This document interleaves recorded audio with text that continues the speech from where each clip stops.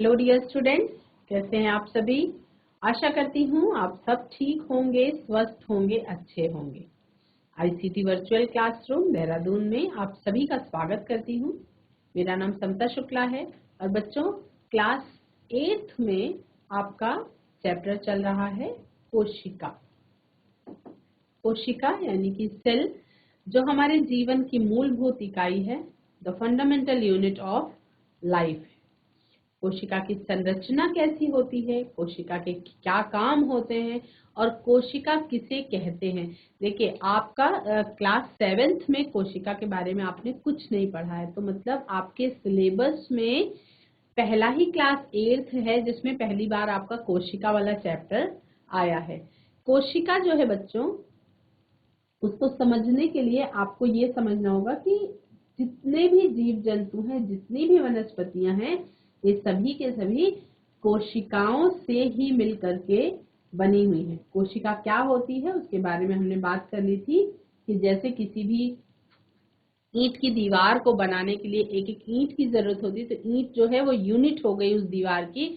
उसी तरह से कोशिकाओं से ही मिलकर के हमारा इतना बड़ा शरीर जो है वो बना हुआ है। कोशिकाओं की संख्या के आधार पे दो प्रकार के जीव होते हैं, एक कोशिकीय और बहुकोशिकीय। बहुकोशिकीय वे होते हैं जिनमें एक से अधिक कोशिका का इस्तेमाल होता है उनके संरचना में, और एक कोशिकीय वे होते हैं जो एक ही कोशिका से जिनका जीव जो है कंप्लीट बन जाता है। अब दो तरीके की कोशिकाएं पाई जाती हैं, पहली है प्रोकैरियोटिक और दूसरी है यूकैरियोटिक। प्रोकैरियोटिक सेल्स वो होती हैं the cells in which there is no well defined nucleus, यानी ऐसी कोशिकाएं जिनमें विकसित केंद्रक, सुस्पष्ट एक विकसित केंद्रक नहीं पाया जाता है। और विकसित केंद्रक के बिना, विकसित केंद्रक का मतलब क्या है, अविकसित कैसे है, उस पे झिल्ली नहीं होती, केंद्रक झिल्ली जो है वो नहीं मौजूद होती है, तो वो आपका अविकसित केंद्रक कहलाता है, जिस पर न्यूक्लियर मेम्ब्रेन नहीं होती है। और न्यूक्लियर मेम्ब्रेन यानी कि केंद्रक झिल्ली नहीं प्रेजेंट है, तो इसलिए हम उसको क्या कहते हैं, प्रोकैरियोटिक कहते हैं। हम उसको क्या कहते हैं, प्रोकैरियोटिक। और यूकैरियोटिक किसे कहते हैं, यूकैरियोटिक कहते हैं हम उन सेल्स को जिनमें वेल डिफाइंड न्यूक्लियस होता है, वेल डिफाइंड न्यूक्लियस जिसमें प्रेजेंट होता है, यानी बहुत पूर्ण रूप से विकसित केंद्रक मौजूद होता है, और वो कोशिकाएं आपकी यूकैरियोटिक सेल्स कहलाती हैं। और उसमें क्या है, हर वो जीव जो प्रोकैरियोटिक नहीं है वो यूकैरियोटिक की ही श्रेणी में आता है, तो उन्हें हम क्या कहते हैं, यूकैरियोट्स कहते हैं। ऐसे जीव जो प्रोकैरियोटिक कोशिका से बने हैं उन्हें हम प्रोकैरियोट्स कहते हैं, और ऐसे जीव जो यूकैरियोटिक कोशिका से बने हैं उन्हें हम यूकैरियोट्स कहते हैं। अब इसको समझने के लिए एक हम चित्र बनाएंगे, एक डायग्राम बनाते हैं। प्रोकैरियोट का मतलब एक रफ सा डायग्राम बनाते हैं। मान लीजिए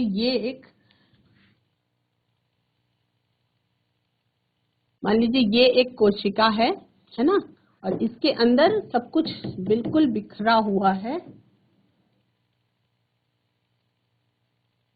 ये एक कोशिका है, इसके अंदर सब कुछ बिखरा हुआ है, थोड़े थोड़े कहीं कहीं छोटे छोटे दाने हैं। क्लियर? ये क्या है, एक ये भी कोशिका है जहां पे जो बिखरा हुआ है, लेकिन उसके अंदर जो कोशिकांग हैं वो भी थैले के अंदर ऐसे से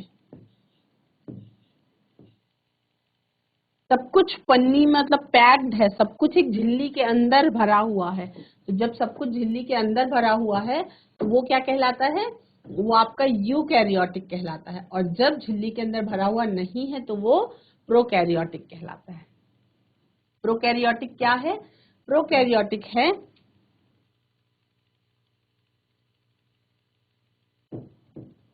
ऐसी कोशिका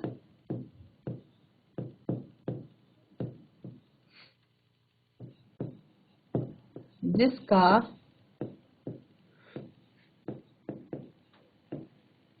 केंद्रक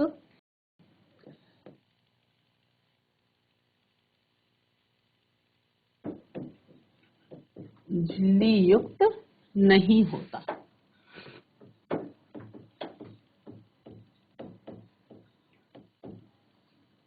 और यूकैरियोटिक है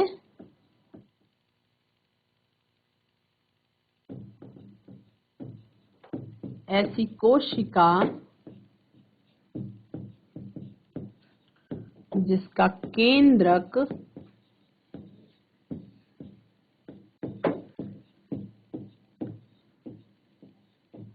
झिल्ली युक्त होता है। प्रोकैरियोटिक और यूकैरियोटिक क्लियर हो गया। नेक्स्ट देखेंगे, ये डायग्राम आप देख रहे हैं, इसमें आपको यूकैरियोट और प्रोकैरियोट दिखाई पड़ रहे हैं।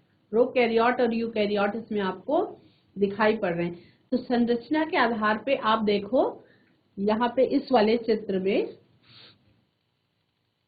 यहाँ पे आपको ये यूकैरियोट है और ये है आपका प्रोकैरियोट। अब चित्र को ही देखिए, डिफरेंस काफी कुछ समझ में आ रहा है। इस वाले डायग्राम में क्या दिखाई पड़ रहा है कि यूकैरियोटिक कोशिका बहुत सारे अंगक दिखाई पड़ रहे हैं और जो केंद्रक है बच्चों, वो देखिए एक कवर्ड झिल्ली के अंदर है और यहाँ पे जो न्यूक्लियस है उस पर कोई झिल्ली नहीं है, मतलब जो केंद्रक है वो गोल गोल सा आपको नहीं दिखाई पड़ रहा है। इसी तरह से इसमें अंगक कोशिकांग भी बहुत कम है और इसमें बहुत सारे कोशिकांग दिखाई पड़ रहे हैं। इस वाले डायग्राम में देखेंगे, यहाँ पे ये एक बैक्टीरियल सेल का डायग्राम है जो आपका प्रोकैरियोटिक की कैटेगरी में आता है। इसमें देख रहे हैं कि बहुत कम अंग दिखाई पड़ रहे हैं और ये वाला जो है यूकैरियोटिक, इसमें बहुत सारे सेल ऑर्गेनेल्स दिखाई पड़ रहे हैं। कुछ चीजें कॉमन है लेकिन ज्यादातर चीजें अलग अलग हैं। तो आपको याद करने के लिए आप ये कह सकते हैं, जो यूकैरियोट है वो कैसा है, अमीर है, बहुत सारा सामान है उसके पास, कवर्ड है, और प्रोकैरियोट जो है वो गरीब है। केवल याद करने के लिए आपको ऐसे लिखना है और क्योंकि शुरुआत है, ये शब्द बार बार भूल जाएंगे आप, तो याद करने के लिए आपको इस चीज से याद कर लें। जैसे कोई गरीब है तो उसके पास बहुत सारी संपत्ति नहीं होती है, बहुत सारा कपड़ा पहनने के लिए नहीं होता है। उसी तरह से मतलब एग्जाम्पल के तौर पे थोड़ा सा याद करने की कोशिश करेंगे, क्योंकि ये जो दोनों शब्द है यूकैरियोट और प्रोकैरियोट, ये सामान्य तौर पर हमारे दैनिक जीवन में नहीं यूज होते हैं। तो इन शब्दों को हम याद कैसे करेंगे, तो कुछ ना कुछ उसके साथ हमें यूज करना पड़ेगा। तो हम अमीर गरीब जो कभी दिमाग में सोचेंगे तो हमें प्रोकैरियोट और यूकैरियोट याद आ जाएगा। ये डायग्राम जो है इसको देखेंगे और उसके बाद इसमें आप समझेंगे कि क्या क्या चीजें हैं जो आपको अमीर और गरीब है, प्रोकैरियोट है, यूकैरियोट है। प्रोकैरियोटिक और यूकैरियोटिक के बारे में हम पढ़ रहे हैं कि प्रोकैरियोटिक कोशिका क्या होती है और यूकैरियोटिक कोशिका क्या होती है। तो संरचना के आधार पर, किसके आधार पे, संरचना के आधार पे जो कोशिकाएं हैं वो दो प्रकार की होती हैं। एक होती है प्रोकैरियोटिक और दूसरी होती है यूकैरियोटिक।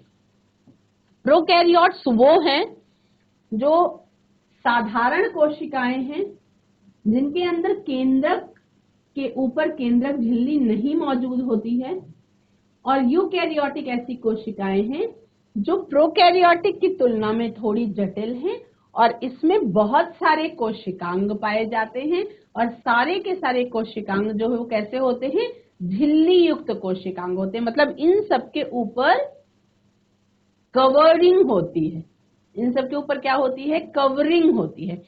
तो हम ये कह सकते हैं कि अगर घर समझ लें इसको और इसको घर की तुलना कर लें, तो इसमें जितने भी लोग हैं सबके पास क्या है, कवरिंग है, नहीं सबके पास कपड़े हैं, कवर है, सबके पास झिल्ली युक्त कोशिकांग। और इसमें क्या है, इसमें जितने भी पार्ट्स हैं उनके पास मेम्ब्रेननेस नहीं है, वो कवरिंग उनके पास नहीं है, है ना। तो ये हो गया प्रोकैरियोटिक और यूकैरियोटिक के बारे में। क्योंकि आप क्लास 8th में है, इनिशियल क्लास है, तो इसमें आपको प्रोकैरियोटिक और यूकैरियोटिक के बारे में इतना ही बताया जाएगा। हम बात करेंगे सेल ऑर्गेनेल्स और उनके स्ट्रक्चर के बारे में। सेल ऑर्गेनेल्स के बारे में हम बात कर रहे हैं बच्चों, हम कोशिकांगों के बारे में बात कर रहे हैं। आप सभी को पता चल गया अभी तक की क्लास से हमने क्या देखा, हमने क्या जाना कि जो सेल होती है, कोशिका होती है, वो बेसिक स्ट्रक्चरल और फंक्शनल यूनिट है लाइफ का। जो सेल है वो basic structural and functional unit है लाइफ का, यानी जीवन की मूलभूत संरचनात्मक और क्रियात्मक इकाई है कोशिका। लेकिन कोशिका के अंदर क्या मौजूद होता है? But what is present inside a cell? लेकिन एक कोशिका के अंदर क्या क्या चीज मौजूद होती है, ये एक प्रश्न है। How does it perform its various functions? और एक प्रश्न ये भी है कि कोशिका अपने सारे काम कैसे परफॉर्म करती है। जैसे अगर आपको बोले आप स्कूल कैसे आते हैं, तो हम कहेंगे कि हम चल के आते हैं, या स्कूटी में आते हैं, या मोटरसाइकिल में आते हैं, या कार में बैठ के आते हैं। लेकिन ये कोशिका अपने सारे काम कैसे पूरे करती है, तो ये समझने की जरूरत है ना। हम सबसे पहले बात करेंगे कि जो कोशिका होती है बच्चों, उसके 3 मुख्य भाग होते हैं। एक कोशिका के 3 मुख्य भाग होते हैं। पहला होता है सेल मेम्ब्रेन, दूसरा होता है साइटोप्लाज्म, और तीसरा होता है मुख्य भाग न्यूक्लियस। पहला मुख्य भाग क्या होता है?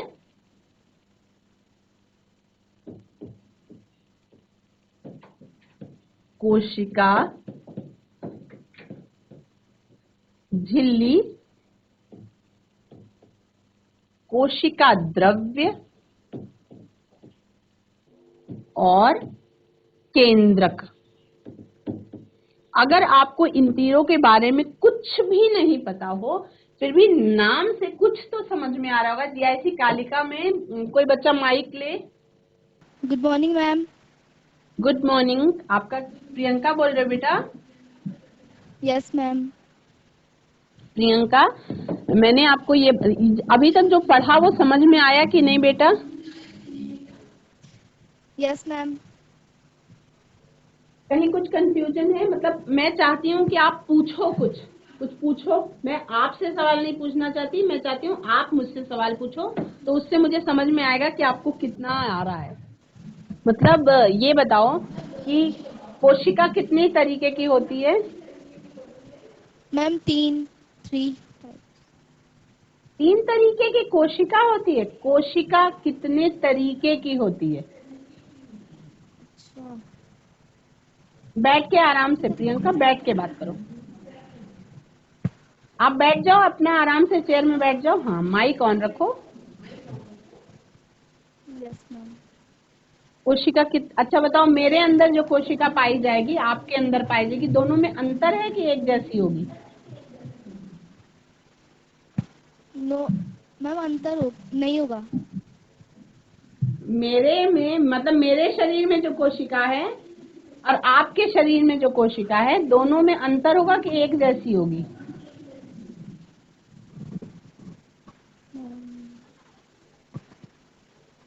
अरे थोड़ा दिमाग लगाओ, दिमाग सोचो सोचो। मैम के अंदर जो कोशिका है और प्रियंका के अंदर जो कोशिका है, क्या दोनों एक जैसी होगी या अलग अलग होगी?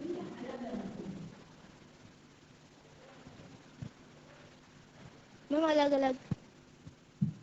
बेटा अलग अलग कैसे होगी?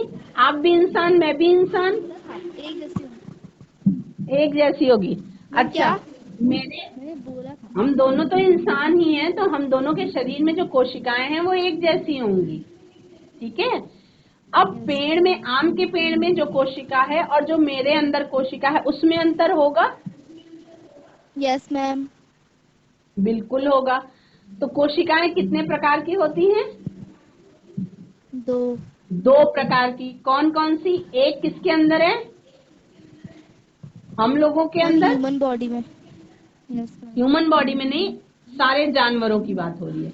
जंतुओं के यस अंदर एक प्रकार की कोशिका जंतुओं के अंदर, और दूसरे प्रकार की कोशिका किन में? प्लांट्स के अंदर, मैम प्लांट्स के अंदर। पौधों के अंदर, है ना। तो बिल्कुल अगर शुरुआत में हम बात करें तो कोशिका दो प्रकार की होती है, पहली तो जंतु कोशिका और दूसरी पादप कोशिका, एनिमल सेल और प्लांट सेल। अब आपको मैंने अभी तक ये समझा दिया है कि कोशिकाएं बहुत छोटी होती हैं, ये कहा जाता है, लेकिन कुछ कोशिकाएं बड़ी भी होती हैं, उसके बारे में भी आपको बताया। जैसे मुर्गी के अंडे की बात करें हम, जो हम मुर्गी का अंडा खाते हैं, तो मुर्गी के अंडे में कैसी संरचना होती है, उसको जब बॉयल कर देते हैं, जब उसको उबला हुआ अंडा आप देखते हैं तो थोड़ा सा सफेद रंग का भाग दिखाई पड़ता है और थोड़ा सा पीले रंग का भाग दिखाई पड़ता है। एक अंडा है मान लीजिए, तो उसमें यहाँ बीच में थोड़ा सा पीला पीला पार्ट दिखाई पड़ता है ना, इस जगह पे ऐसे पीला पीला पार्ट, ये जो पीला पीला भाग होता है ये क्या होता है, ये जो पीला पीला भाग होता है यही होता है यॉक, इसको हम कहते हैं यॉक, YOLK। और यही होता है कोशिका का पार्ट, ये जो व्हाइट कलर वाला भाग है इसको हम कहते हैं एल्बुमिन, इसको हम कहते हैं एल्बुमिन। और जो पीला पीला भाग होता है वही होता है यॉक, और ये जो है यही कोशिका है यॉक। तो ये हम अपनी आंख से देख सकते हैं, यानी कि ये बहुत बड़ी होती, तो इसके लिए तो माइक्रोस्कोप की जरूरत नहीं पड़ती, इसको तो हम साधारण तौर पे देख सकते हैं। तो कोशिकाएं जो है बच्चों दो प्रकार की होती हैं, पहला तो होता है आपका जंतु कोशिका और दूसरा होता है वनस्पति कोशिका। अब ये तो अंतर है। अगर हम बात करें कि कोशिका जो है वो बेसिकली केवल एक कोशिका के बारे में बात करने की, कोशिका, क्योंकि आपको कोशिका के बारे में भी पढ़ना है, कोशिका के प्रकार के बारे में भी जानना है, और कोशिका के अंदर क्या क्या चीज पाई जाती है उसके बारे में भी जानना है। तो अभी तक हमने क्या क्या पढ़ लिया है कि कोशिकाएं बेसिक तौर पे दो प्रकार की होती हैं, जंतुओं में पाई जाने वाली और वनस्पतियों में पाई जाने वाली, यानी कि हम एनिमल सेल और प्लांट सेल की बात कर रहे हैं। और संरचना के आधार पे दो प्रकार की कोशिकाएं होती हैं, प्रोकैरियोटिक और यूकैरियोटिक। प्रोकैरियोटिक ऐसी होती हैं जिसमें केंद्रक पे केंद्रक झिल्ली नहीं होती, और यूकैरियोटिक ऐसी होती हैं जो बहुत सुविकसित होती हैं। अब प्रोकैरियोटिक और यूकैरियोटिक को याद करने का क्या तरीका बताया मैंने आपको, अलग अलग जंतुओं में, बहुत ध्यान से सुनेंगे बेटा आप, अलग अलग जंतुओं में दो प्रकार की कोशिकाएं पाई जाती हैं, है ना। हमने पहले तो बात कर ली कि जंतु कोशिका और प्लांट में पादप कोशिका पाई जाती है, लेकिन स्ट्रक्चर के आधार पे, कैसी संरचना है उसके आधार पे दो प्रकार की होती है जो हमें साइंस बताता है। क्या? पहली प्रकार की होती है प्रोकैरियोटिक और दूसरे प्रकार की होती है यूकैरियोटिक। ठीक है। अब प्रोकैरियोटिक यूकैरियोटिक ऐसा शब्द है कि जो आपने कभी घर में नहीं सुना, स्कूल में भी पहली बार सुन रहे हो, तो प्रोकैरियोटिक यूकैरियोटिक का मतलब भी नहीं पता आपको, तो कैसे जानोगे कि प्रोकैरियोटिक और यूकैरियोटिक में क्या क्या होता है, उसमें क्या अंतर होता है, याद करना मुश्किल होगा, है ना। तो ऐसे याद करेंगे। प्रोकैरियन का मतलब होता है, देखो कैरियोटिक शब्द दोनों में आ रहा है, कैरियन का मतलब क्या होता है, केंद्रक, है ना। कैरियन का मतलब क्या होता है, केंद्रक। तो यानी कि केंद्रक की संरचना में जो अंतर है उसी से प्रोकैरियोटिक और यूकैरियोटिक का डिफरेंस आपको समझ में आ जाएगा। केंद्रक जिसमें कंप्लीटली डेवलप्ड होगा, यानी पूर्ण रूप से विकसित केंद्रक होगा, या हम ये कह सकते हैं, मतलब थोड़ा सा हंसी आएगी आपको सोच के, लेकिन याद करने के लिए हम बोल सकते हैं कि जिस केंद्रक के पास कपड़े हैं वो केंद्रक यूकैरियोटिक वाला है, और प्रोकैरियोटिक वाले केंद्रक के पास कपड़े नहीं है, मतलब उसके पास कवरिंग नहीं है अपने आप को कवर करने के लिए, और यूकैरियोटिक वाले के पास कवरिंग है कवर करने के लिए। तो अंतर बेसिक समझ में आ रहा है। जो मुख्य अंतर है वो क्या अंतर हो गया, प्रोकैरियोटिक वाली सेल जो है उसके केंद्रक पे क्या है क्या नहीं है, मतलब मजाक के तौर पे मैं बोल रही हूँ आपको याद करने के लिए केवल, प्रोकैरियोटिक वाले केंद्रक के पास क्या नहीं है, कवरिंग नहीं। कवरी कवरी कवरिंग का मतलब वो अपने आप को किस तरीके से ढके, कैसे कवर करे, वो कवर नहीं है उसके पास, यानी कि उसके पास केंद्रक झिल्ली नहीं है, न्यूक्लियर मेम्ब्रेन नहीं है। क्या नहीं है? न्यूक्लियर मेम्ब्रेन नहीं है, वो प्रोकैरियोटिक कहलाती है। और जिसके पास अच्छा सा कपड़ा है, बहुत बढ़िया सूती कपड़ा है, जिससे हवा बाहर अंदर आ जा सकती है, तो वो वाला कहलाता है आपका यूकैरियोटिक। उसको हम अमीर और गरीब के रूप में भी समझ सकते हैं। आपको स्क्रीन पे दो दो चित्र दिखाई पड़ रहे हैं, तो इसमें देखो ये वाला जो डायग्राम है, इसमें बहुत सारी चीजें हैं अंदर, है ना। ये अमीर कोशिका हो गई आपकी। ये वाली जो है, इसके बहुत कम कम चीजें हैं, देखो केवल न्यूक्लियोइड है, सेल वॉल है और सेलुलर मेम्ब्रेन है। तो ये इसमें बड़ा कम सामान है, देखो इसमें बड़ा कम सा सामान है, इसमें बहुत सारा सामान है। तो जिसमें बहुत सारा सामान है वो क्या है? वो अमीर है। जिसमें बहुत कम सामान है वो है गरीब। अब जो अमीर है वो है यूकैरियोट, जो गरीब है वो है प्रोकैरियोट। ये केवल अमीर गरीब जो है वो याद करने के लिए आपको बताया जा रहा है कि उससे आपके दिमाग में आ जाएगी बात। उसके बाद आगे आपको पढ़ना प्रोकैरियोटिक यूकैरियोटिक ही है ना। आप अमीर गरीब शब्द का इस्तेमाल कहीं नहीं करेंगे, ये केवल याद करने के लिए आपको बोला गया है कि प्रोकैरियोटिक और यूकैरियोटिक एक्चुअल में क्या होती है। तो संरचना के आधार पर जब कोशिका की हम बात करें तो ये दो प्रकार की होती है, प्रोकैरियोटिक और यूकैरियोटिक।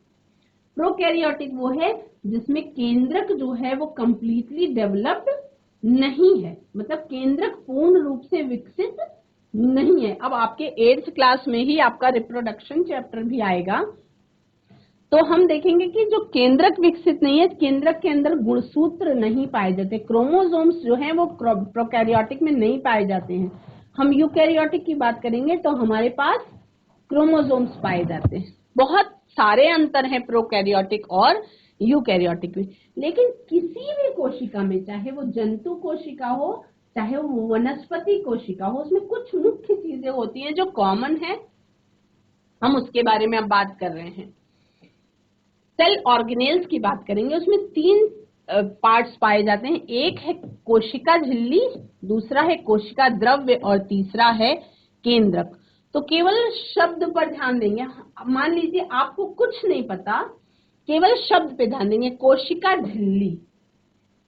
तो उस शब्द से कुछ सोचने की कोशिश करिए। एक ऐसी झिल्ली जिसके अंदर कोशिका बंद होती है, कोशिका झिल्ली कहलाती है। एक ऐसा द्रव्य जो कोशिका के अंदर भरा हुआ है, कोशिका द्रव्य कहलाता है। और एक ऐसी चीज जो कोशिका के केंद्र में होती है, केंद्रक कहलाती है। तो 3 मुख्य भाग हो गए, कोशिका झिल्ली जिसे हम कहते हैं सेल मेम्ब्रेन, कोशिका द्रव्य जिसे हम कहते हैं साइटोप्लाज्म, और न्यूक्लियस जिसे हम कहते हैं केंद्रक। अब साइटोप्लाज्म क्यों कहते हैं बेटा? क्योंकि कोशिका को हम इंग्लिश में साइटो कहते हैं, कोशिका के स्टडी को हम साइटोलॉजी कहते हैं। तो साइटो के अंदर जो प्लाज्म पाया जा रहा है वो क्या है? साइटोप्लाज्म है। कोशिका के अंदर जो द्रव्य पाया जा रहा है वो क्या है? कोशिका द्रव्य है। क्या ये तीनों पार्ट्स याद हुए? प्रियंका और खेमपुर के बच्चे हाथ खड़े करके बताएंगे, क्योंकि आपके पास माइक नहीं है। तीनों पार्ट्स याद हो गए? तालिका, प्रियंका, आपको इन तीनों पार्ट्स के नाम याद हुए? हिंदी और इंग्लिश दोनों में साथ साथ याद करेंगे। प्रियंका, आपको याद हुआ? मैम इंग्लिश में थोड़ा थोड़ा और हिंदी में हो गया याद। हिंदी में याद हो गया, इंग्लिश में थोड़ा थोड़ा याद हुआ। मैं रिक्वेस्ट करूंगी सभी बच्चों से कि हिंदी इंग्लिश दोनों में साथ साथ पढ़ेंगे। उससे क्या होगा कि जब आप बड़ी क्लास में पहुंचेंगे ना, तो आपको परेशानी कोई भी नहीं होगी, आसानी से आपको समझ में आ जाएगा। ये वाला जो एक्सपेरिमेंट है सेल मेम्ब्रेन को समझने के लिए, अब आप घर में क्या कर सकते हैं? स्कूल में आपको करवाया जाएगा, लेकिन आप घर में क्या कर सकते हैं? आज जाएंगे सभी बच्चे, प्याज छीलेंगे। तो प्याज को जब हम निकालते हैं तो प्याज के अंदर मासल सी मोटी मोटी सी उसकी लेयर्स होती है ना प्याज की। तो प्याज की मोटी मोटी लेयर के ऊपर एक पतली सी झिल्ली होती, बहुत पतली परत जो बहुत चिकनी होती है, उसको निकालेंगे अलग। वो क्या होती है, उससे आप सेल मेम्ब्रेन उसमें समझ पाएंगे।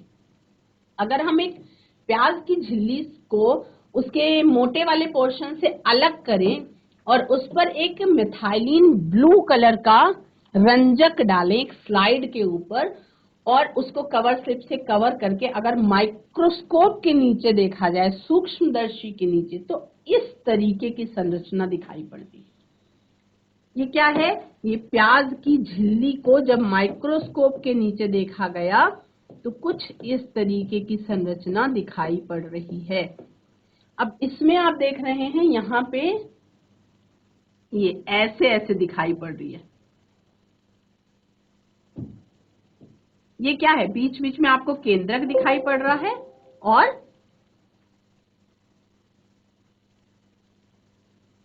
बीच बीच में आपको केंद्रक दिखाई पड़ रहा है और क्या दिखाई पड़ रहा है, ये जो प्याज की झिल्ली है ये एक एक कोशिका है।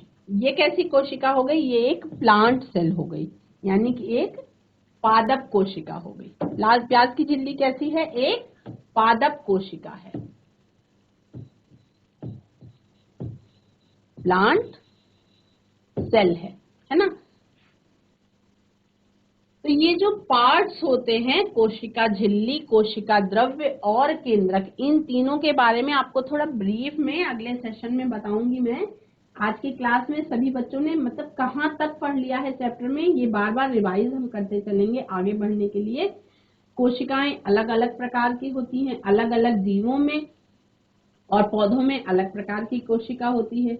अलग अलग कोशिका की उसके कार्य के आधार पर संरचना भी अलग अलग होती है और संरचना के आधार पर दो प्रकार की कोशिकाएं होती हैं, एक प्रोकैरियोटिक और दूसरी यूकैरियोटिक, जिसमें तीन पार्ट्स हैं जो मेन है, कोशिका झिल्ली है, केंद्रक है और कोशिका द्रव्य है। ये तीनों सभी कोशिकाओं के अंदर पाई जाती हैं, जिन तीनों की हमने बात करी। प्याज की झिल्ली आप सभी बच्चे देखेंगे, मतलब प्याज की झिल्ली की ये संरचना तो आप घर में नहीं देख सकते, लेकिन आप ये जानते हैं कि जो मासल पार्ट होता है उसके ऊपर एक चिकनी चिकनी बहुत पतली छिलकी होती है, सॉफ्ट सी, उसे हम कहते हैं प्याज की झिल्ली। जब उसको माइक्रोस्कोप के नीचे देखा गया तो कुछ ऐसी संरचना दिखाई पड़ी और ये कैसी थी, ये एक प्लांट सेल थी। अगले सेशन में हम देखेंगे कि एनिमल सेल, मनुष्यों के गाल की जो स्किन थी अंदर की साइड की, उसकी जब कवर स्लिप के नीचे माइक्रोस्कोप के नीचे देखा गया तो वो सेल कुछ अलग दिखाई पड़ती थी, ये वाली कुछ अलग दिखाई पड़ती थी। तो इन दोनों में क्या अंतर था उसके बारे में हम अगले सेशन में बात करेंगे। आज के सेशन में प्रियंका और जीआईसी कालिका की बच्ची जो प्रियंका है और जीआईसी कालिका के बच्चे अच्छे से पार्टिसिपेट करते हैं, तो उन सभी का धन्यवाद क्लास को अच्छे से सुनने के लिए, समझने के लिए और आगे बढ़ने के लिए। आज की क्लास में इतना ही बच्चों। That's all for today. Have a nice day, take care.